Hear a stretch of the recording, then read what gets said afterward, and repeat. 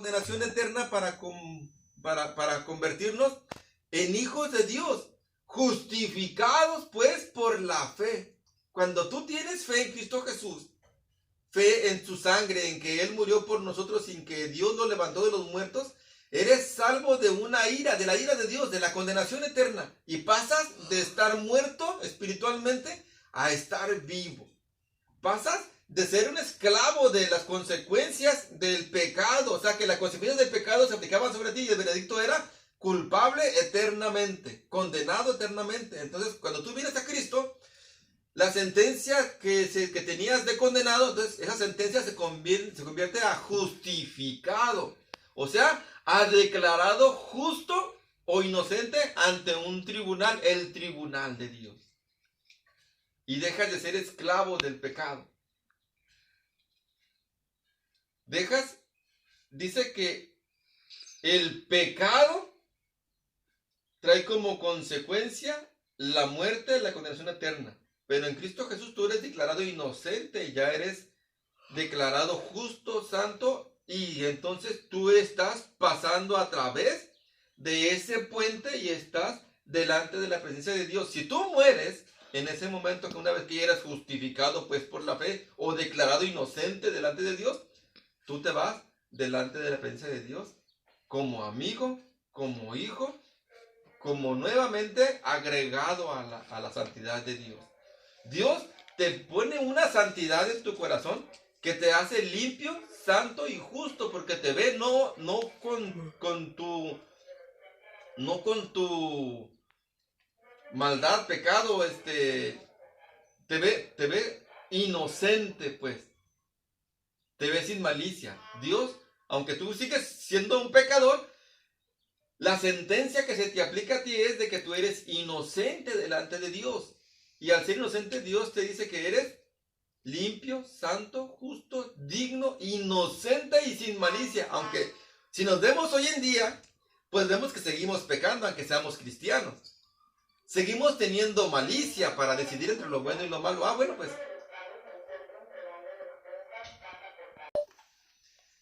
Bueno, ya vimos que cuando el hombre desobedece a Dios, pierde su inocencia, muere espiritualmente, es digno de la ira de Dios, se convierte en enemigo de Dios, se convierte en súbdito de la muerte que reina sobre él, viene a condenación por medio de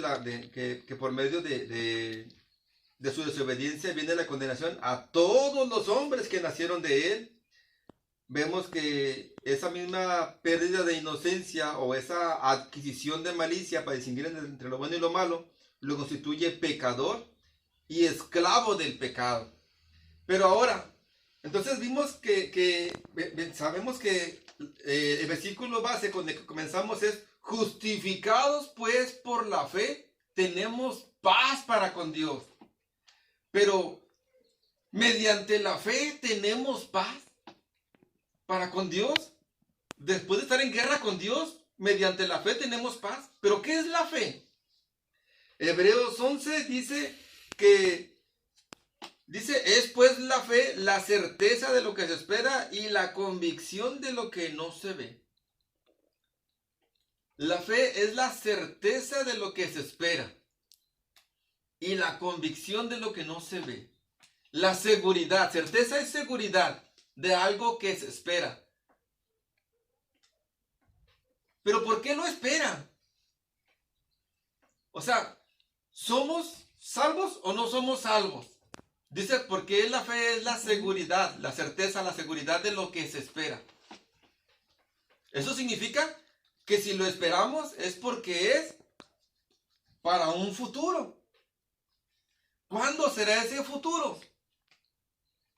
La certeza o la seguridad de lo que se espera. Significa que lo tenemos, pero que aún no lo hemos recibido. Es como cuando alguien hereda la casa. Supongamos que yo hago el testamento de mi casa. Y les digo: hijos, cuando yo les falte, La planta baja será para el mayor. La planta, el segundo piso será para la Abigail. Y en la tercera planta va a ser para el Aroncho. Y cada uno de ustedes dice, bueno, hey, la planta baja es mía, Ni te vayas acomodando porque la planta baja es mía. Y luego dice la Abigail, hey, la planta alta yo le voy acomodando aquí y le voy acomodando allá y le pongo esto y la adorno porque esa planta es mía. Y el Aroncho va a decir, no, pues es que yo a la planta alta, a la tercera planta yo le voy a hacer y le voy a deshacer y cada quien se va a enfocar en su herencia personal, ¿verdad? En mejorarla, en agrandarla, en ponerla bonita, en embellecerla. Pero mientras yo viva, no es de ustedes, sino que sigue siendo mía. Está bajo mi autoridad mientras yo viva. Cuando yo muera, será de mis hijos, será de ustedes. Entonces, es igual con la herencia de vida eterna. Sabemos que la herencia de vida eterna, el podernos presentar delante de Dios, será cuando muéramos. Dice que Dios nos irá perfeccionando. La obra que Él comenzó en nosotros la irá perfeccionando hasta el día de nuestra muerte hasta el día de Jesucristo. Y dice que cuando seamos arrebatados, o sea que muramos, lo que ocurra primero, dice que esto mortal se vestirá de inmortalidad. Esto corruptible se vestirá de incorruptibilidad, porque al cielo no puede entrar nada que hace pecado, nada corruptible. Cuerpo y sangre no heredarán el reino de Dios, sino que mi alma heredará el reino de Dios. Entonces es mi herencia el reino de Dios, es mi herencia el cielo. Pero la manera de recibir mi herencia es cuando yo me muera o cuando venga Jesucristo por mí, por su iglesia. Lo que sea que ocurra primero es el momento en que yo recibo mi herencia. Entonces, la fe es la seguridad de lo que se espera. O sea, yo ahorita me siento y soy salvo. Pero entonces cuando sea manifestado Jesucristo, dirán, ¿dónde está, oh muerte, tu aguijón? ¿Dónde está, oh sepulcro, tu victoria? Porque el aguijón de la muerte es el pecado. O sea, el pecado nos mata. Pero Dios, en Cristo Jesús, nos ha dado vida eterna. Pero aunque somos dueños de la vida eterna que hemos recibido mediante la fe, mediante la seguridad de lo que se espera, hoy por hoy, tú me ves y dices, pues ¿cómo sé que soy salvo? ¿Cómo sé que soy salvo? Bueno, pues la Biblia dice que el Espíritu Santo da testimonio a nuestro espíritu que somos hijos de Dios, que somos salvos, que pasamos de ser creación de Dios a ser hijos de Dios mediante la fe. Dice que tenemos al Espíritu Santo en nuestros corazones, que dice que es las arras del Espíritu. Dios nos ha dejado las arras del Espíritu. ¿Pero qué es una arra? Las arras simbólicamente es lo que cuando se casa una persona le agarra y le da las arras, unas moneditas, y se las entrega en su mano, y son las arras que simbolizan que Él le va a proveer la garantía. Bueno, pues el Espíritu Santo es las arras de que somos vida, de que somos hijos de Dios y que tenemos la vida eterna y que la recibiremos. El Espíritu Santo que hemos recibido es la garantía de que somos hijos de Dios. Ahora, ¿cómo sabemos que el Espíritu Santo, que es la garantía, está en nuestra iglesia o está en nosotros? Bueno, vemos las manifestaciones del Espíritu. Estas señales, dijo Jesús, seguirán a los que creen. En mi nombre echarán fuera demonios, hablarán nuevas lenguas. Y ese echar fuera demonios y ese hablar nuevas lenguas Y ese hacer sanidades, milagros y prodigios son la muestra visible de que el Espíritu Santo está en nosotros. Cuando tu papá, tu hermano, tu hermana, tú hablas en lenguas, es una garantía visible de que el Espíritu Santo está en nosotros y de que somos hijos de Dios. Si donde tú estás nadie habla en lenguas, o nunca ha habido una liberación, o al cristiano que es cristiano nunca ha visto una liberación, o nunca ha hablado en lenguas. Claro, dice la Biblia que no todos hablarán lenguas, porque el Espíritu Santo reparte conforme a Él le place, donde fe, donde sanidades, donde milagros, donde lenguas. Es un don, y que el Espíritu Santo da ministerios. Está el ministerio del apóstol, del profeta, evangelista, pastor, maestro. Vaya, en el que todos como miembros de un solo cuerpo, unos pueden ser uña, otros pueden ser ojo, otros pueden ser pie, otros pueden ser mano, pero todos formamos parte de un cuerpo. Cada quien tiene un don, un ministerio o una operación del Espíritu Santo. Y si tú los ves en tu iglesia, significa que estás en la fe correcta.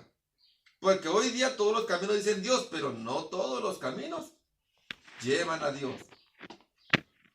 Si tú tienes fe en que Cristo murió por ti, si tú tienes fe en que Jesús murió por tus pecados, entonces eso te convierte en hijo de Dios, te convierte en santo, justo, limpio, delante de Dios. Termina tu ira que había entre ti y Dios. La pared que había intermedia es quitada de en medio. Entonces tú puedes presentarte delante de Dios como aprobado. Y no tendrás que ser echado fuera de la presencia de Dios cuando el momento llegue. Entonces, el Espíritu Santo es la garantía de que Dios tiene una promesa real, vigente para todo aquel que cree. Porque esta es la palabra de fe que predicamos, dice el apóstol Pablo, que si confesares con tu boca y creyeres en tu corazón que Cristo murió por ti y que Dios lo levantó de los muertos, serás salvo. Porque con el corazón se cree para justicia, pero con la boca se confiesa para salvación. O sea que si lo que dice tu boca concuerda completamente con lo que hay en tu corazón, de que tú crees en que Cristo murió por ti, entonces eso te hace libre de la ira. Hijo de Dios, libre de la ira. Libertado de las consecuencias del pecado, libre del veredicto que era muerte eterna, separación de Dios, el infierno, te hace merecedor del cielo.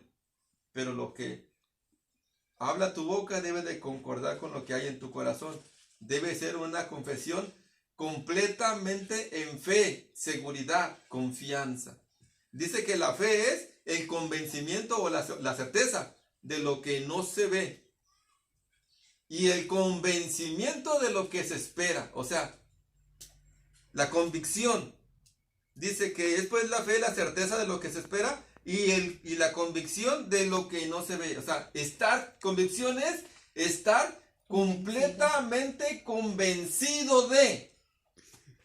Si tú estás completamente convencido de que Cristo murió por ti y que tú aceptas el sacrificio de Él en la cruz como pago por tus pecados, como si Él hubiera muerto en tu lugar, si tú estás convencido completamente de eso, eso te hace digno de la vida eterna, libre de la ira de Dios. Eso te hace que Dios te vea inocente y sin malicia. Aunque tú tienes malicia, Dios te ve sin malicia, sin pecado. Te ve santo, te ve justo, te ve limpio, te ve digno de poder entrar en su presencia cuando venga la oportunidad, sea que mueras o sea que Cristo venga. La fe, mediante la fe. Romanos 5:9 dice que en su sangre, mediante su sangre, somos hijos de Dios. Mediante su sangre, mediante la fe en su sangre, somos salvos. 5:9 dice así: Romanos capítulo 5, versículo 9 dice, pues mucho más estando justificados en su sangre, por él seremos salvos de la ira. Justificados en su sangre. ¿Pero por qué en su sangre? Vamos a desglosar un poquito este tema de la sangre. Si me acompañan a Hebreos 9, 6 y 7, vamos a entender un poquito esto. Hebreos capítulo 9, versículos 6 y 7. Vamos a comprender un poquito esto. 9, ¿qué? 9, 6 y 7. Hablando el apóstol Pablo acerca de los sacrificios que se hacían en el Antiguo Testamento y las ceremonias que se hacían. Dice, y así después de estas cosas, en la primera parte, o sea, en el lugar santo del tabernáculo, entran los sacerdotes continuamente para cumplir los oficios del culto. Pero en la segunda parte, esto es en el lugar santísimo, donde habitaba la presencia de Dios, solo el sumo sacerdote una vez al año, no sin sangre, la cual lo ofrece por sí mismo y por los pecados de ignorancia del pueblo. Dice el apóstol Pablo que en el tabernáculo había dos lugares. Había uno que era el lugar santo y otro que era el lugar santísimo. En el lugar santo podían entrar los sacerdotes para ofrecer los sacrificios de paz, el sacrificio continuo, el sacrificio que era por la mañana y el sacrificio que era por la tarde a las 3 de la tarde y el de la mañana a las 9 de la mañana. A la hora que se ofrecían los sacrificios de la mañana y de la tarde en el lugar santo, a esa hora la gente salía a la puerta de su tienda y se ponía a orar a Dios en la mañana y en la tarde. Y en la mañana se ofrecían el sacrificio de la mañana que era por los pecados que habían pasado durante la noche. Y el sacrificio de la tarde era por los sacrificios que se habían pasado durante el día. Y así era continuamente, perpetuamente, todos los días. Pero en el lugar santísimo, donde había un velo que dividía el lugar santo del lugar santísimo, en el lugar santísimo entraba el sacerdote una vez al año, en la fiesta de la Pascua. En la fiesta que conmemoraba la salida del pueblo de Israel que estaba esclavo en Egipto. Cuando estando esclavos en el pueblo de Egipto, Jehová Dios manda una plaga de muerte sobre todos los primogénitos, los primeros hijos de todos los egipcios. Pero para que esa muerte no afectara a los judíos que eran esclavos en Egipto, tenían que matar un cordero en la noche y comerlo asado al fuego. Y entonces la sangre que vertía ese cordero cuando lo sacrificaban, agarraban de la sangre y la ponían en el dintel de las puertas. Y con eso, el ángel de la muerte, cuando venía matando a todos los primogénitos en Egipto, cuando veía la sangre en el dintel de la puerta de los judíos, no entraba ahí para matar a los primogénitos, a tal manera que de los judíos murieron todos los primogénitos, pero del pueblo de Israel no murió ninguno. Esa fue la celebración de la Pascua durante la noche, y los judíos la celebran durante la noche, la primera quincena del mes. A partir de los primeros 15 días ellos celebran la fiesta de la Pascua por 7 días. Y la palabra Pascua, traducido al español, significa brinco o salto. Significa que el ángel venía y cuando llegó a las puertas, a las casas de los judíos, la saltaba o la brincaba, se las brincaba. Ah, este no tiene sangre en los dinteles, lo mato. Ah, tiene sangre, lo brinco.